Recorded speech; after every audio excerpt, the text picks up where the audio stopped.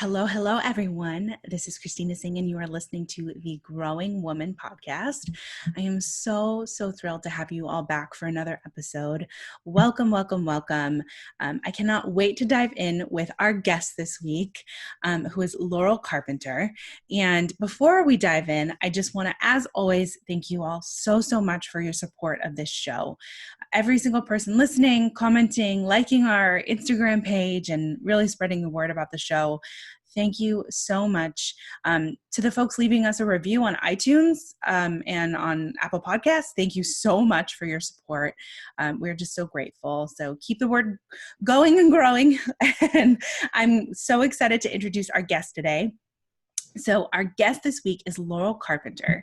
She is the co-founder of Pearl Consulting NYC, a content creation agency helping small businesses and solopreneurs find the gem in every story. Love that.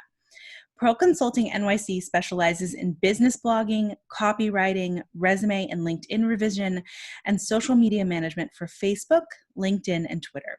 Her co-founder and partner, Charles Harold, is a freelance writer with over 20 years of industry experience who has written extensively for the New York Times, About.com, and USA Today.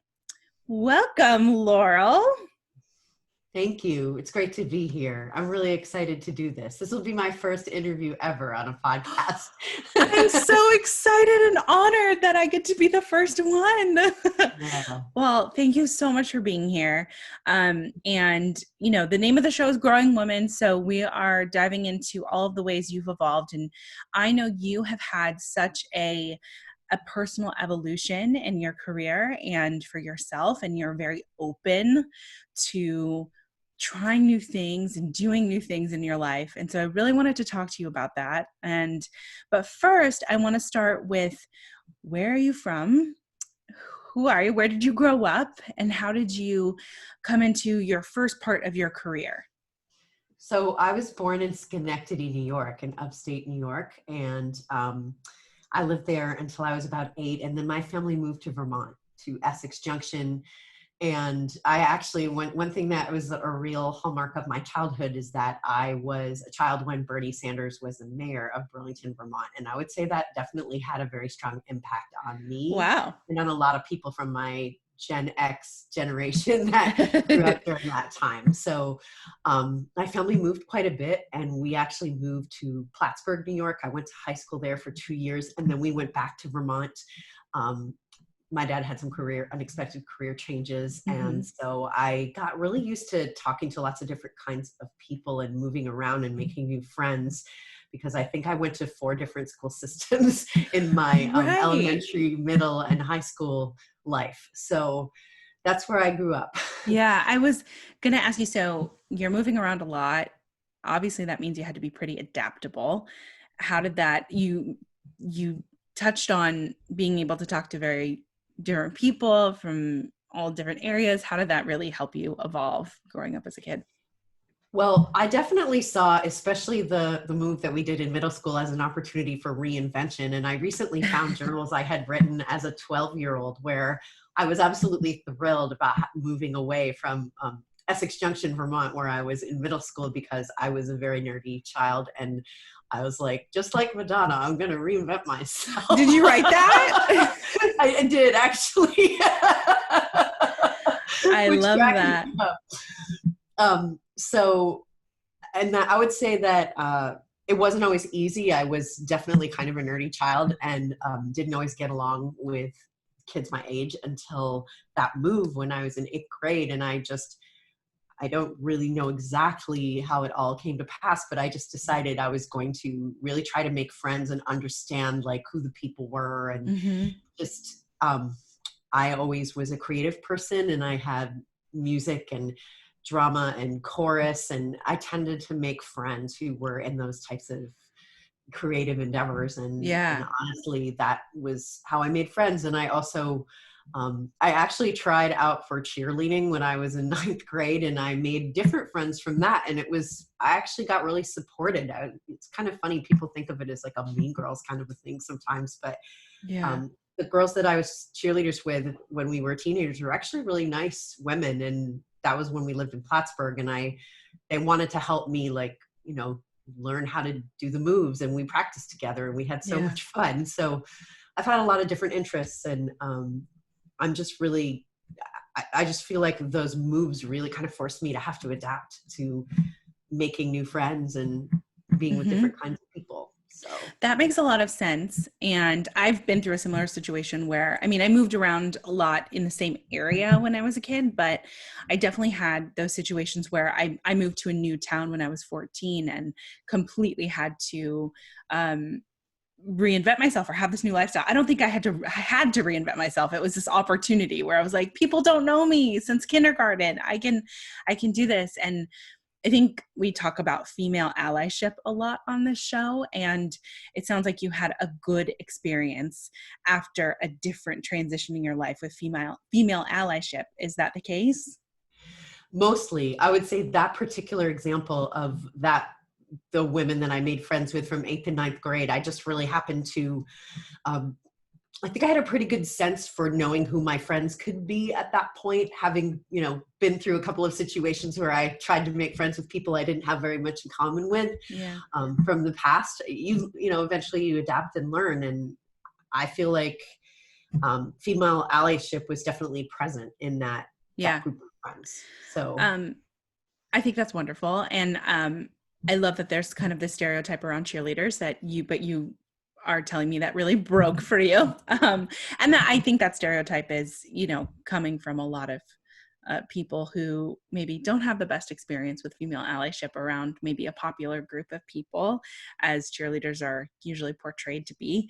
Can you talk about when you transitioned out of moving around and maybe you found stability, or maybe you didn't in one place, but kind of your next chapter? Sure. So one of the things that happened was our last move was actually not a super happy one for me at the time when we moved back to Vermont, and I didn't want to go back because I had all these friends from upstate, and I felt like I was ready to leave high school by the time I was probably a junior. I really felt like I wanted to move on. And one of the things I did was that I applied to Boston University, and I applied to a few other schools, Northwestern and University of Vermont. And I was really bound and determined to go somewhere new because I just felt like I needed to be in a city. I had considered an acting career at one point, and I was thinking about going to the School of Fine Arts at BU. But the last move we had was just sort of challenging for the whole family. And I wasn't really in a place where I could get it together to get an acting portfolio or anything like that. Right. But I did get into BU, and I got a huge financial need-based scholarship to go there. Wow. So that was my next chapter, was getting into BU and getting money to go there, which was really important. I couldn't have gone if I hadn't gotten the financial needs-based scholarship. Right. And my freshman year at BU was very much, it rocked my world on a number of levels because I met people from all over the world internationally. I had friends from Mexico, Dubai, all over the place, from communities I had no contact with in the past. And it was a little overwhelming at first, but it's funny because the friends I made my freshman year in my dorm at BU are still friends today, a lot of them. We lost touch for a while, but that was my next chapter. I was an English major at BU, and I ended up leaving that, which is kind of funny because I've always written. I've always enjoyed writing. Yeah, that's so interesting. I was always told I was a good writer, but it was very academic. I remember the professor talking about the notion of chiasmus in this novel and that novel. And I don't know, that didn't resonate for me. So I ended up becoming a psychology major instead. And that's kind of what set me on my original career path of social work. Which is kind of how that played out. I want to kind of go back to this transition that you had in your freshman year, and these friends that are your friends to this day. It seems to me like this transition really left a mark on you, and you became more of who you are. And can you elaborate a little bit more on that? Well, my freshman year, as I said, I was on a scholarship, and Boston University is kind of known for being a place where at that time, a lot of wealthy people went to school there. And I was not one of those people. And that became very clear to me right off the bat. And people would even say comments like, oh, people shouldn't get financial aid to come to this school. It was like 1988. And Wow. a lot of people wanted to be like Gordon Gekko on Wall Street. And that was kind of what I got exposed to. And I remember feeling very like an alien, like I'm from Vermont. I don't belong here. This is a strange place for me to be. But I guess there was a whole search that I did for like, it's funny, the first people that I met from my dorm ended up being really close friends for like life. And wow. that they were not necessarily all from one particular class of people, but I would say that some of my passion for social justice definitely came from that experience of sort of people being like, oh, the scholarship child at BU, you know? Right. And I even joined a sorority for a while, and I was in a sorority, and I tried very hard to kind of be, I really wanted to be like liked and to be popular. And I wanted to sort of have that kind of sorority experience. And in the end, I ended up not really enjoying it terribly much, and ended up connecting a lot more with people from my original friend group from the freshman year. Yeah. So. Well, I think that's such an important lesson. Because I had a similar experience when I went to college where, I had met a group of people in the beginning that I didn't really fit in with. And then there were some people from that group who I clicked with who are friends of mine, very close friends of mine now. And I think something that you're touching on and kind of going back to the cheerleaders and going back to these experiences in your freshman year and people wanting to be Gordon Gekko is really the perception that others have of you and that you have of others. And I love that you said that this relates to your social justice work, because I'd love to dive into that. And because I know you had an entirely different career before you started your own company. How did you make that happen? What career is that? Can you elaborate more? Sure. So after college, I graduated with a bachelor's in psychology and a minor in French, actually. I haven't spoken French in a long time, but I can, and when I practice. But I moved to San Francisco just because I wanted to leave Boston behind, and I wanted to have a different experience. And I was really attracted to living in the Bay Area for a lot of different reasons. And I ended up working for an insurance company that was specific to mental health. It was like an EAP type of company, which it was in the beginning of those type of products being offered. And there were a number of social workers that worked in that company who worked there because it was a higher paying job and they could have health insurance and have a private practice on the side or work on their California licensure. And when I worked in that insurance company, I started out as an executive assistant to the chief psychiatrist, the medical director that ran the company. And I was really impressed with the social workers that worked there. They seemed to be very down to earth people and caring, and they helped me a lot in my job. I worked for kind of a challenging personality. The medical director of that company was kind of known for being a tough guy. And I just felt like I'd considered a psychology degree, but it was actually quite expensive to get a PhD in psychology. And I was worried about getting the scholarship and making it through the program. And the social work degree was sort of presented to me by my friends from work as an affordable way to get into the field of like psychotherapy and helping profession and all of that kind of stuff. So they inspired me to apply for a master's in social work after I'd been living in the Bay Area for about 4 years and working. I also worked in a domestic violence program briefly as an overnight counselor. That was very much a part-time job, but I had that type of experience, and also worked for this mental health insurance company. And then I applied to a bunch of different master's programs and ended up at Columbia in 1996. And my first internship was the Criminal Defense Division of the Legal Aid Society, where I helped people get into drug treatment programs instead of going to jail. So it was very intense. It was way more intense than working for an insurance company. Yeah. Definitely So more intense than working for an insurance company for sure, but I also think so much different than your upbringing in general. And it sounds like you had um, kind of these like, and I think everyone had, most people maybe, I'm not really sure. It sounds like you had these waves of exposure, kind of like, okay, you're moving around everywhere when you're younger, and then you have this wave of exposure to new things in college, which, you know, hopefully people have that experience in college where they're, you know, exposed to all sorts of things.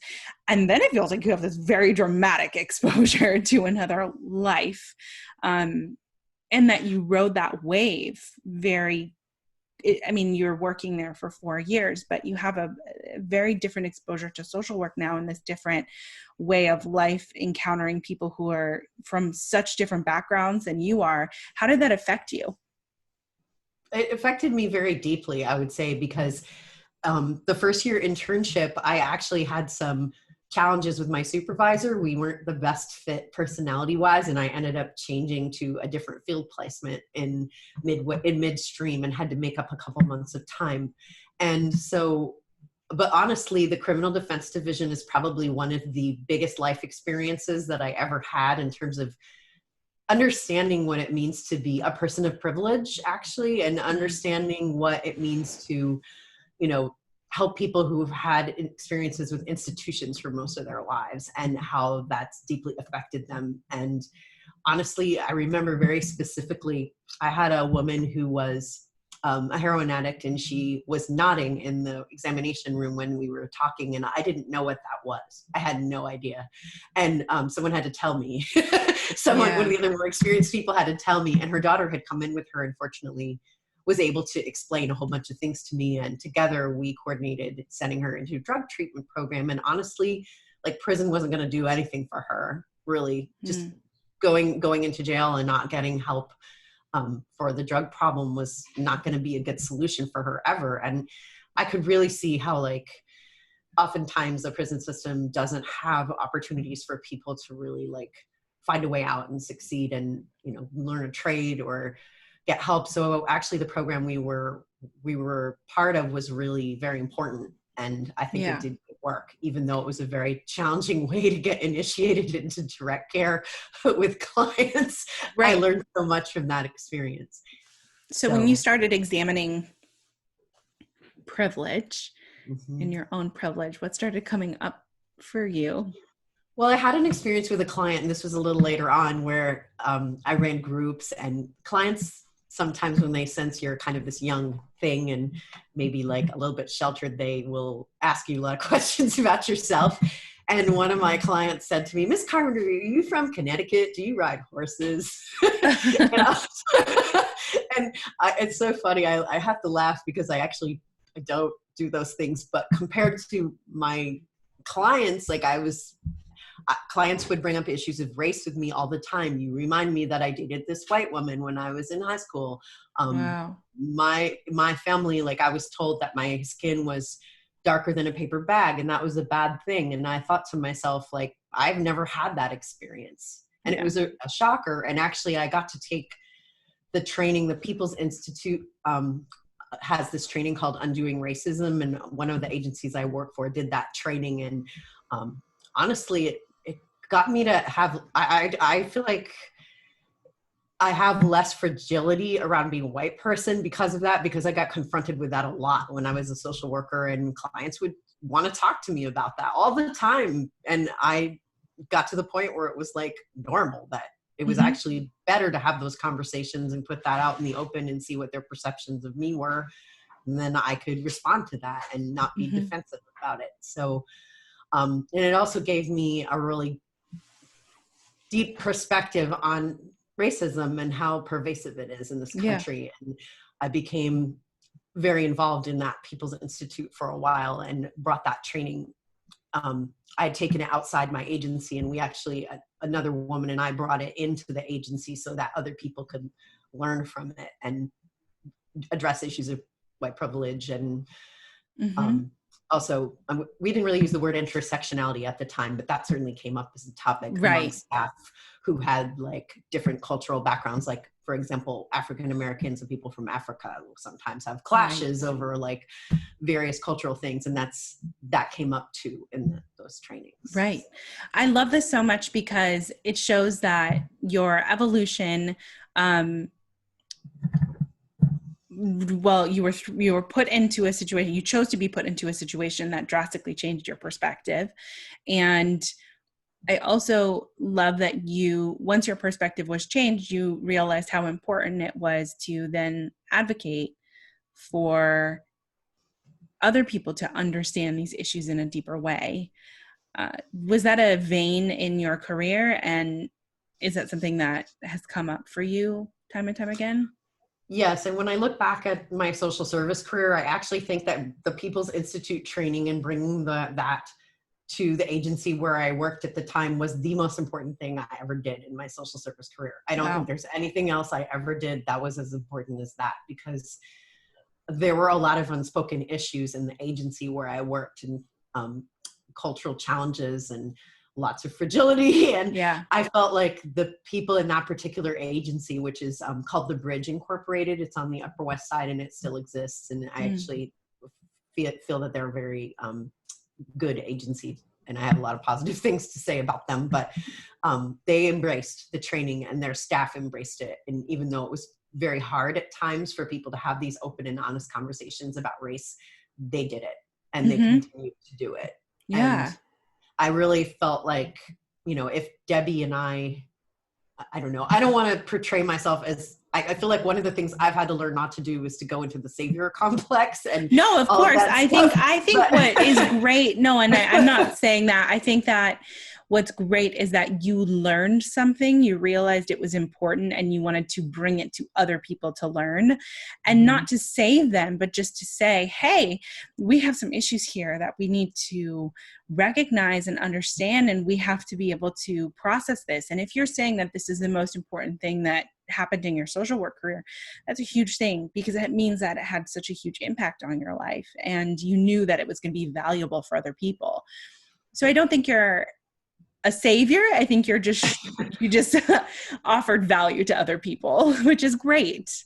If that makes sense. I think it does. And honestly, it's an ongoing process. I don't think that like you go to a training and you learn about white privilege and then all of a sudden everything is better. No. I mean, there are always opportunities every single day, even on Facebook. Like, people will make comments sometimes that are cringeworthy, and I will sometimes say something, and other times I will decide carefully if it's, more of a private message situation, or every day there's an opportunity to address the issue of privilege, especially white privilege. Yes, so.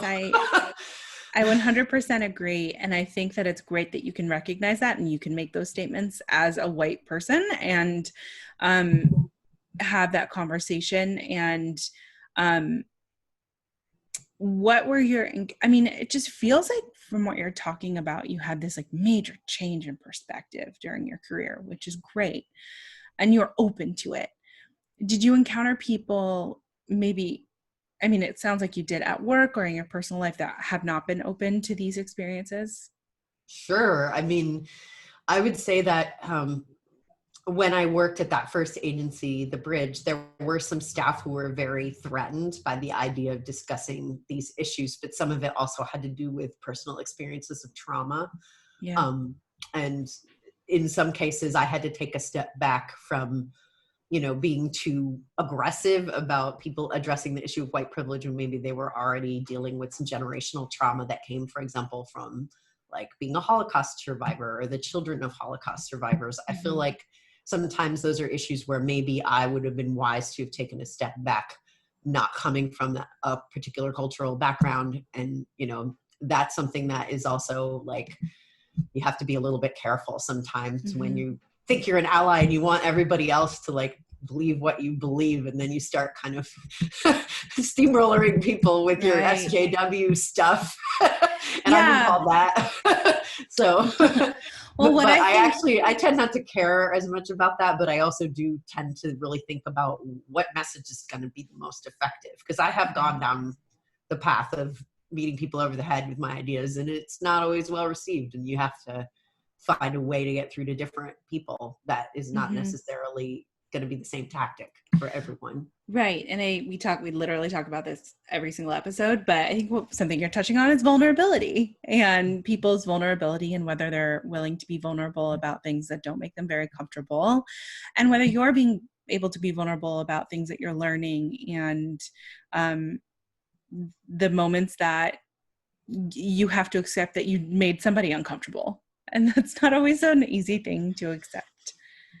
I haven't talked about this stuff in such a long time. I have to say, like, it's actually really great to be able to talk about it, because I feel like people in my BNI world don't really know this about me. They don't know like a lot of my past background. So, well, I love talking to you about this, and I find it fascinating because I think it directly correlates with so many of our current moves that we make in life. I mean, you had an entirely different career, and I think it's really important to talk about that.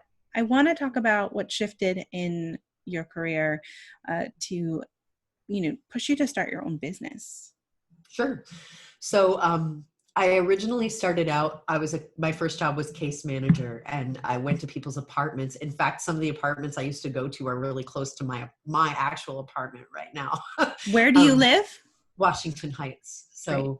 I would visit people, and our clients had been in psychiatric hospitals. And so if they were in what we call a scattered site apartment, that means that they're doing well, that they're able to take their own medications. They might need some help with what they call ADLs, activities of daily living, like cleaning up their apartments. And sometimes they just really needed companionship, honestly, like and someone to look in on them and make sure they were okay. So that was my first job, but I learned very early, I seem to have had a knack for administration, and I would describe myself as a person who was like an, I don't know, intrapreneur maybe. Please elaborate. I like to bring innovation and change into the places where I worked. And so I knew very early on that becoming a private practice therapist wasn't going to be my path. And I got promoted really early in my career to a job where I was training the staff how to use the computerized charting system.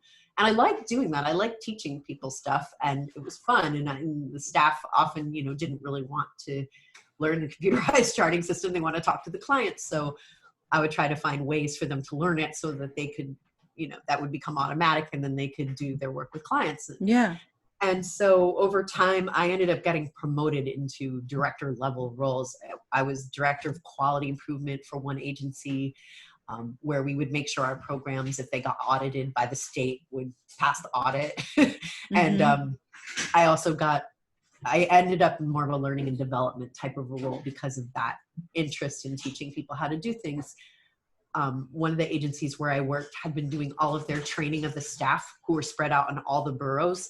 All of it was being done in person by HR folks who didn't have the time to do all of that in person, all the OSHA trainings, all of the stuff that in social service agencies, as you know, probably from your experience with Neighbors Together, the huge amount of training that has to be done of the staff that's required by law. It's mandatory in a lot of places.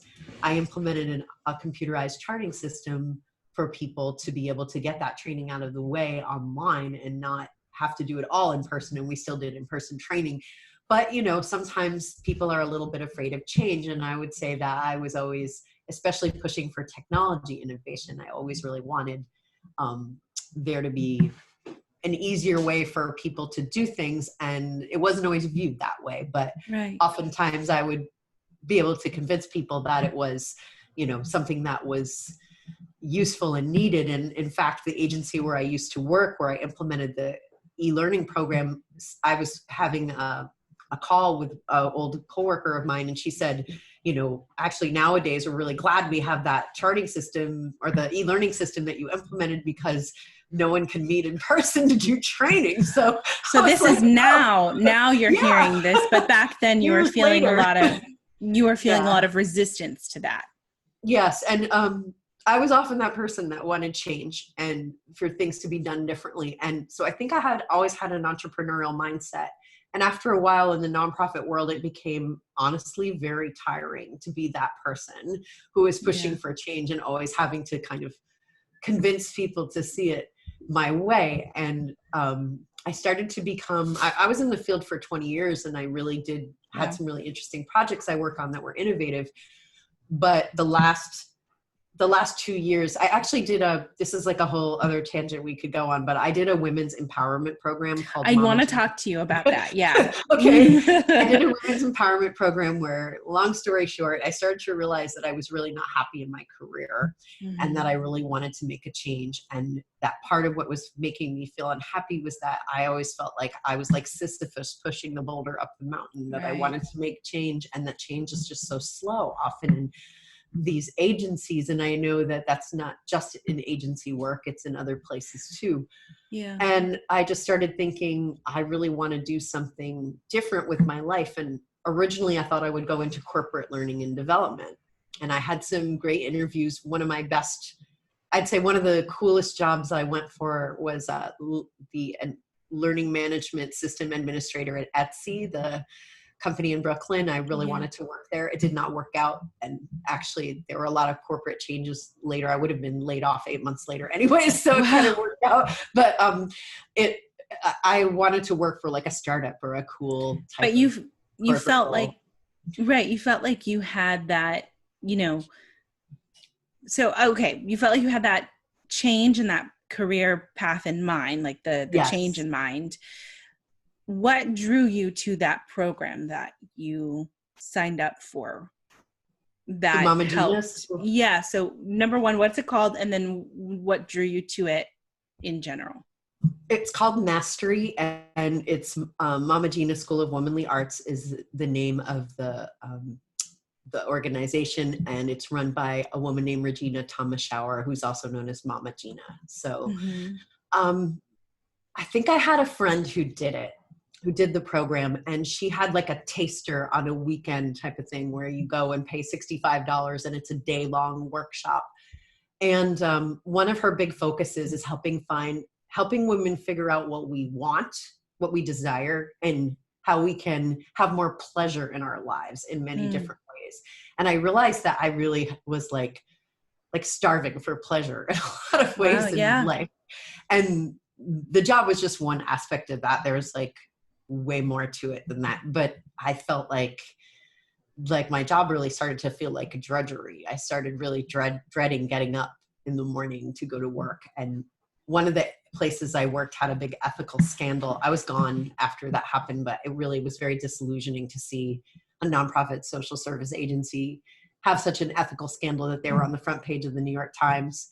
And I was very idealistic when I started the field. I never would have imagined that a social service agency could be corrupt, but I think that unfortunately I learned that they can be. Yeah, it sounds like any corporation. Right. It sounds like you had that clash of thinking something was wrong, but maybe not necessarily believing that, because that's not what you want to believe about your workplace, but knowing it, and then also personally not finding any pleasure in your role and in personal aspects of your life. What was that program like for you? And like, how did that, like, what are some things that you learned? Okay. So I went to the program the first day with some friends of mine. It was the taster. And by the end of the first, I'm not a big joiner. I want to say this, like, I'm not a big guru person. I'm not super religious. And by the end of the first hour, I was like, I need this. Whatever this is, like, I need to do it. And I just knew, like, in my gut that I had to do it. What about it made you feel that way?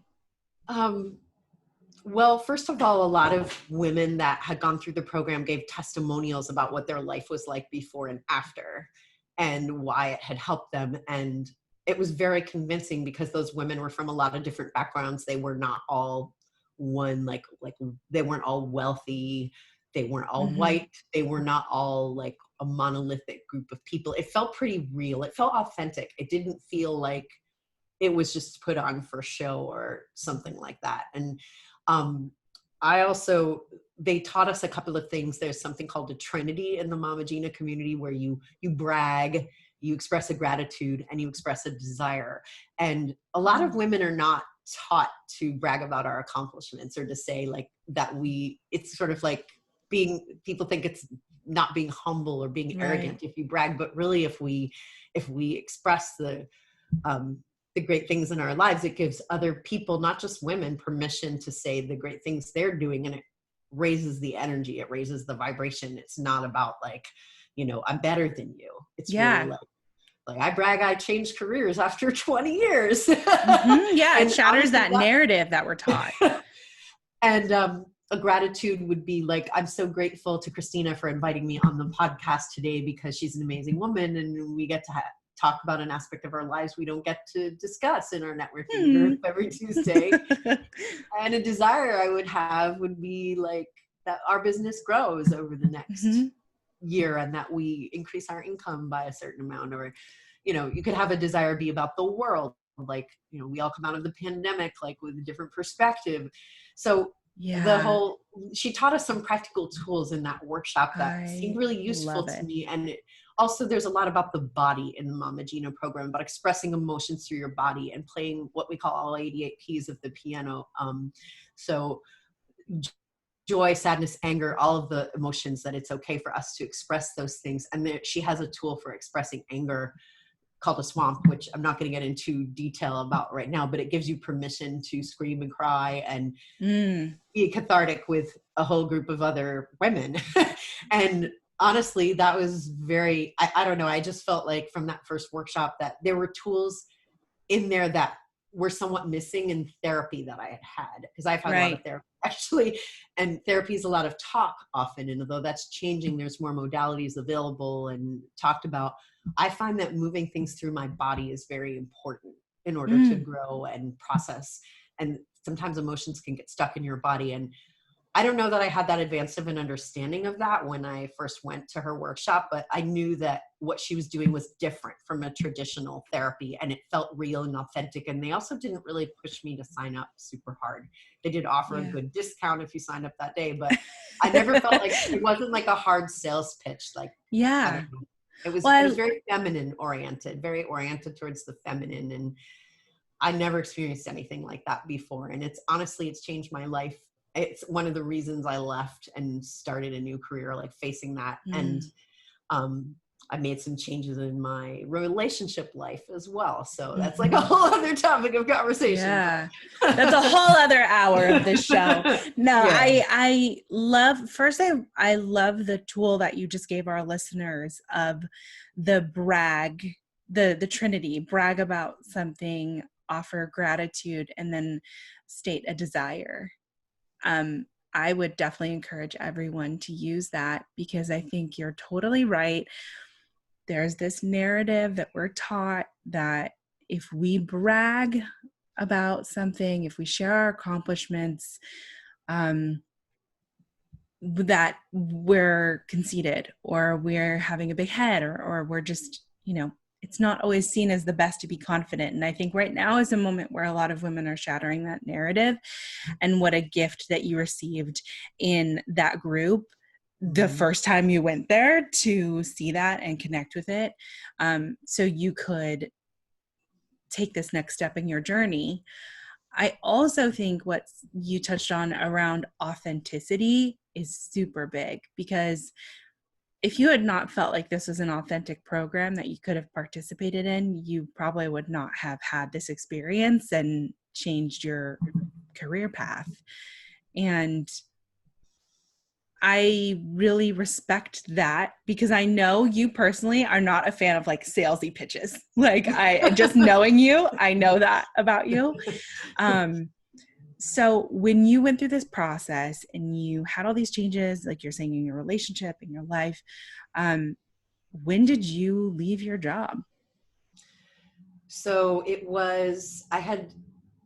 I was director of learning and development for a nonprofit for 5 years. And then a friend recruited me to come work for him doing integration of an electronic health record in a big social service agency. And I was there for about a year, and I left in December 2018, I think. I was there for a year, and,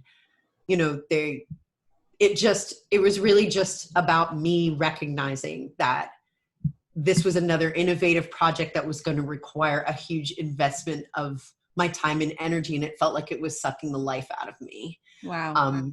And I just knew that didn't feel right for me. It was actually, it's funny, I'm friendly with the woman who ended up taking over that role. And she wrote to me and told me she had gotten it. And I was very happy for her because it seemed like a better fit for her and her personality and what she wanted to do. And I support that.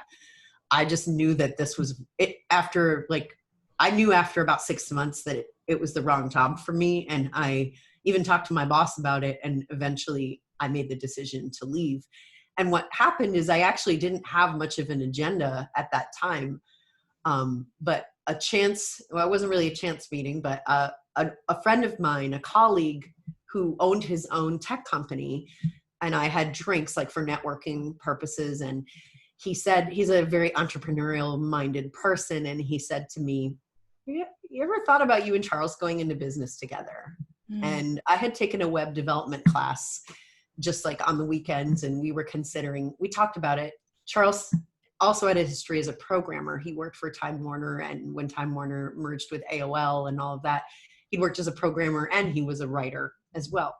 So this friend of ours said, why don't you consider getting the business, since you're like the extrovert or more of the extrovert than Charles, and Charles does some of the writing or does some of the website work. Because we originally conceived of ourselves as doing websites and maybe doing some writing as well.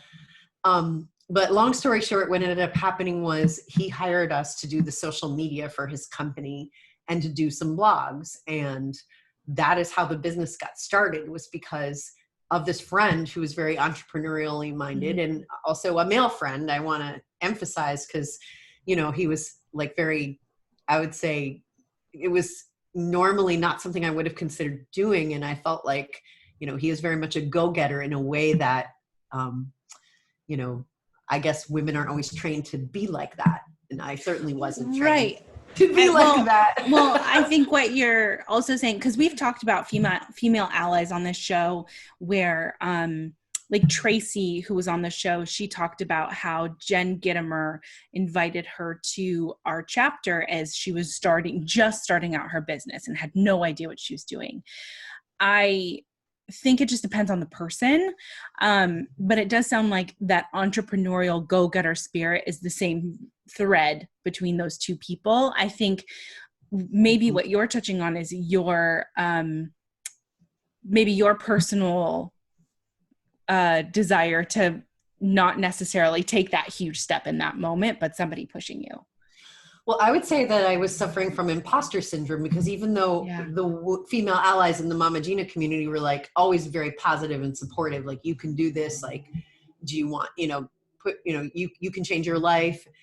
It was actually the final push really came from my friend Josh, who said to me, you can do something new. Like, I always felt like I had to have a degree from Harvard, and I had to have 10 million years of experience before I would start my own business. And I had all of these barriers built up in my mind. And, Josh was just sort of like, just do it. Like, what could it hurt? You might as well try. And honestly, I feel like this is also how men and women are socialized a little bit differently, to go for it, or, be super qualified maybe, when, we always feel like we have to be overqualified, and men often will apply for a job even if they don't even have 50% of what's on the job description. But I learned something from that. And honestly, that was the start of the business. And so I had written before, like, curriculum development and stuff like that. And I've always considered a good writer by my peers. And I wrote things for my bosses a lot of times. But Charles actually had the formal experience in journalism, working for the New York Times and all of that stuff. So we started with that one client, and then we started to put feelers out there in the world to get some more clients. And eventually that's how we made our way to Connect 70 to BNI. And it was the beginning of our business. We had been in business about a year when we came to chapter. And we've actually refined what we offer. We are not doing website services at this point. We are doing writing, because that's what we're good at. And it's like our niche, our specialty. And that has also been a process to sort of refine that. I love this so much. I want to touch on the go-getters versus imposter syndrome a little bit more, because I know in Lean In, that is a lot of what they talk about in that book, and a lot of what Sheryl Sandberg talks about when men are hired for their potential and women are hired based on their experience. And that is something that I know I personally had some mental blockers with, around you looking for jobs where I don't have the experience, but I have the potential. And that's a very scary thing when you're going out on your own, I can imagine, because you have to fully embody your potential and believe in that potential. And then to have your business change, how over that past year, when you were going through that evolution, what did you learn about yourself now that you were actually taking action? I learned about myself, honestly, that just do it. Sometimes you really just have to do it and see how it turns out and refine it from there. I can be a perfectionist. And even just recently, I was invited to be on that panel. Some of our members of our group were invited to be part of a panel called What the Future. And I was going to do a presentation on sensitive social media. And there were some last minute changes, and I was going to back out because I didn't feel I was ready. And then a couple other members of our group, like Trisha Tate, who's, the CFO of Art of Money Matters, an amazing businesswoman for many years, was like, it's not a big deal, Laurel. It's like a 5-minute presentation. You can do it. And I got, talk about female allyship. I felt like a lot of the women in our group are amazing at that, honestly, really amazing at it. And I felt like, just do it.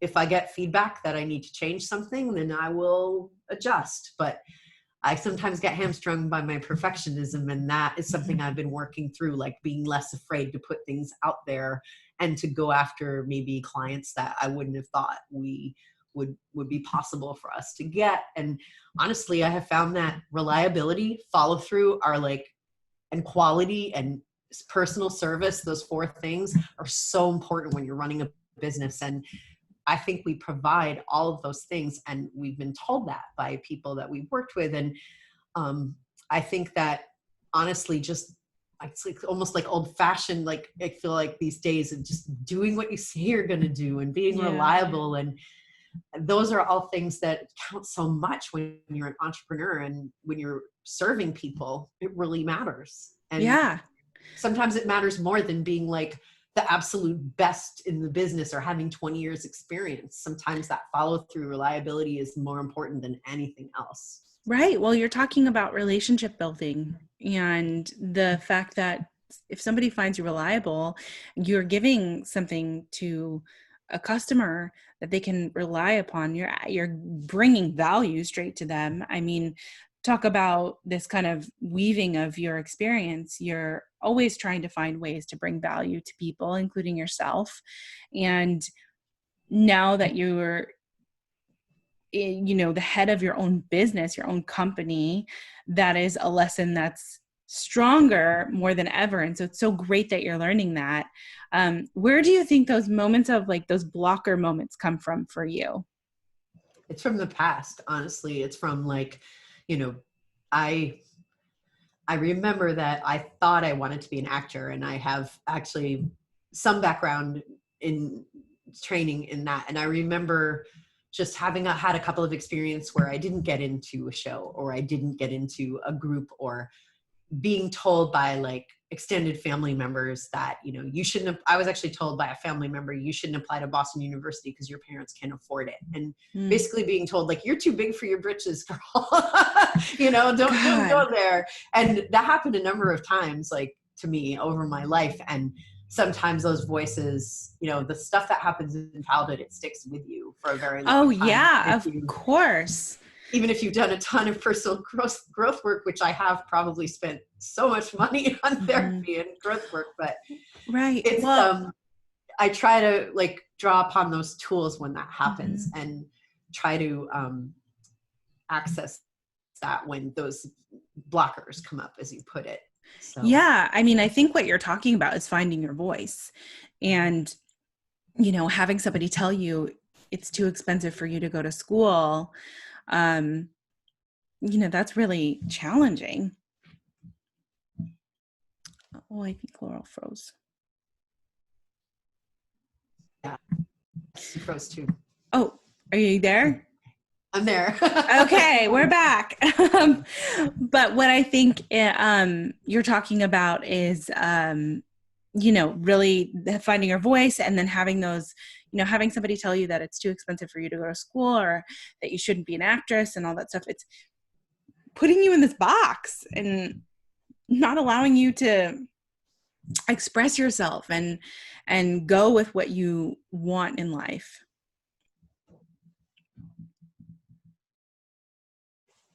Oh, I think we're freezing again.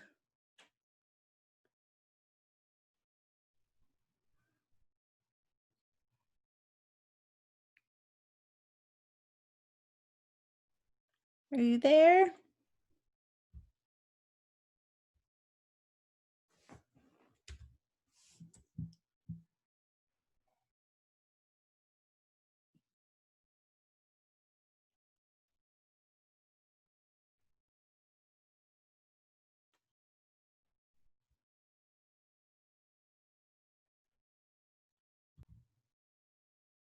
Sorry about that. I felt like we were in a good groove. Oh yeah, no, we're in a good groove anyway. No problem. Well, just to go back to what we were talking about, I think what you're talking about is really that being kept inside a box, your voice not being really allowed to speak in the way that it wanted to speak. And I think so many women deal with that. And I also know you have this other side to you that's very creative. And when I think of Pearl Consulting, I think like business Laurel and like very creative, but you have a very artistic side to you. Can you talk about what that looks like and how you express yourself? Sure. So I want to say something about my family in that regard. So my mom was actually a professionally trained oboist, and her brother was a professor at Juilliard in the Juilliard cello program. And there's a lot of musicians in my family. And I was a trained violinist as a child. I played from 4th through 10th grade, and I was in the Vermont Youth Orchestra. But I'm grateful for the lessons. I really am. But I always really wanted to be in musical theater and also rock and roll. I always loved rock and roll. So those are like, I sang and I played the violin, and I was in musicals in high school, and I was even in a professional, or I would call it a semi-professional production of Sweeney Todd when I was in high school. That was run by members of the New York Shakespeare Festival. Love it. And that was pretty cool, actually. It was in upstate New York. And so I was trained as a musician when I was younger, and I sing, but now as an adult, I went through a period where I stopped doing all of that stuff. I felt I wasn't feeling it. I didn't really want to do classical music, and I wanted to try something different, but I don't know. I lacked the courage to try like singing some other kind of music. And in the last 5 or 6 years, I actually went back and decided to pursue learning jazz vocals. And that has been an amazing experience, because that was not a modality I was trained in at all. And so I took jazz voice lessons for quite some time, and I'm in an amateur band that is part of my swing dance community. And because you're also part of a swing dance community. Yes, also part of a swing dance community. And how that came to pass was that when I lived in San Francisco in the Bay Area in the 90s, I got talked into taking a salsa lesson by some friends of mine, and I just really loved it. I thought it was fun. I was terrible at it. I couldn't feel the beat, and the partner dancing thing, I was very stiff and anxious, but I really loved it. And I was like, there's something here for me. I have to explore this. So I didn't pursue it for quite some time, but after I graduated from Columbia in 98, and I started taking dance lessons at Dance Sport. That's the name of the studio. That's where I started. And I took some salsa lessons, and I took some swing lessons. And I think I even went over to Dance Manhattan at one point and took a swing dance crash course. And I went on a date with this guy I met at the crash course to the greatest bar on earth in the World Trade Center. And we went swing dancing, and it was kind of funny, but I really wanted to learn partner dance. And I started with salsa, and then I dropped it for a number of years. And then I had this boyfriend in 2006, 2007, who was really into the idea of us doing some kind of partner dance as a couple. And I was like, oh, this is the first time I've ever dated anyone that wanted to partner dance. So we went and took some lessons at Sandra Cameron Dance Center, which is where a famous Lindy Hopper named Frankie Manning had taught lessons. And for some reason, it started to click a lot more this time when I took the partner dance lessons. I loved the swing music, and the instructors were great. And we had couple friends that we made in the class that we would go out for drinks with. And so I started swing dancing pretty late in life. I think I was 36 when I started to take the classes. And one thing I learned is that, a lot of times when, couples will come to partner dance and they'll take a few lessons for a wedding and then they'll stop. I ended up working at Dance Manhattan studio for a while at the front desk. And this is what I learned. And then you have like women who have a dance background who come in, and they all immediately look great. Like when they're starting to partner dance and pick it up really fast. I wasn't one of those people. I didn't fit any of those categories. I started dancing with my now ex. He was, after a few months, he stopped being interested, and I kept going because we broke up. And I felt kind of lonely. And one thing about partner dance that's really notable is that a lot of people do it because of the aspect of getting to touch someone and getting to be close with someone in a safe, hopefully safe way. And sometimes it's just an opportunity for human contact.